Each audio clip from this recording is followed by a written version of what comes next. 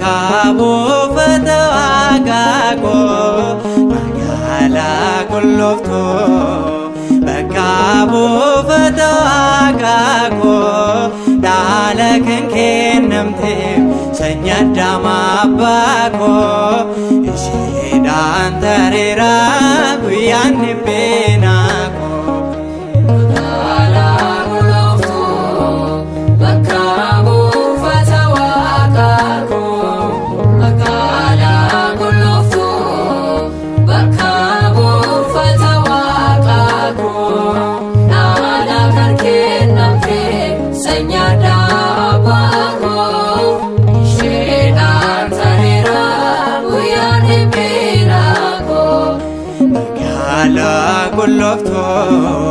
Bakka buufata waaqaa koo magaalaa qulqulluu bakka buufata waaqaa koo dhaala kan kennamteef sanyii Addaam abbaa koo isheedhaan tareera guyyaan dhibbeenaa koo.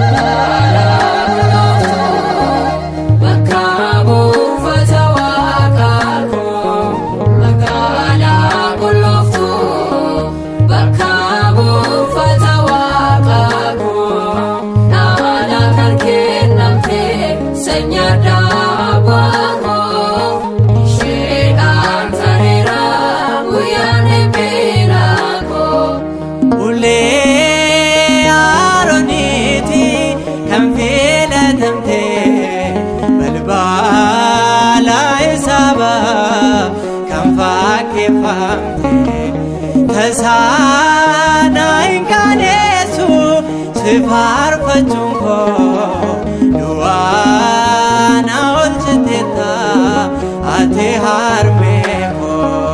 Magaalaa qulqulluu bakka buufata waaqaa koo magaalaa qulqulluu bakka buufata waaqaa koo.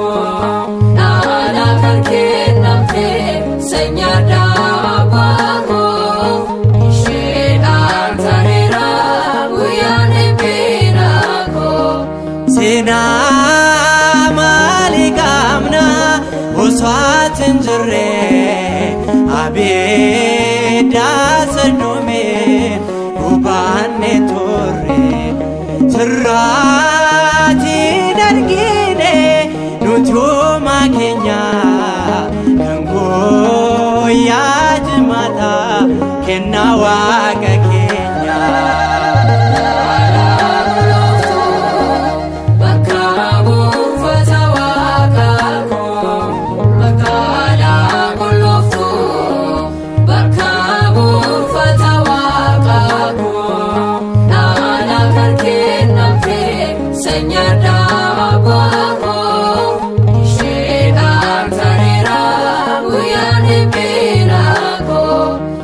Daandiin qulqulloota karaan ce'umsaa kan Yaaqoob bargee inni dhugaansaa kochoo durbee jeela namni adeemoo fuudhaa waaqa isaatti tasaa hin gatamu.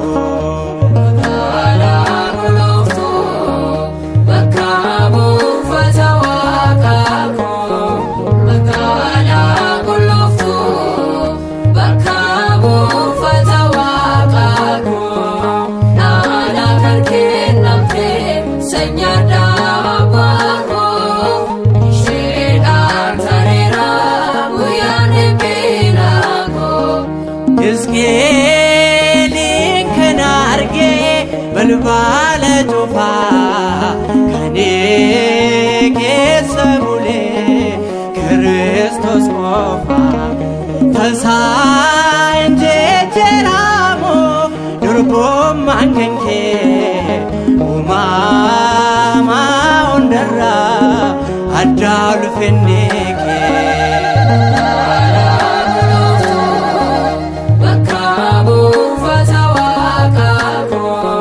Magaalaa qulqulluu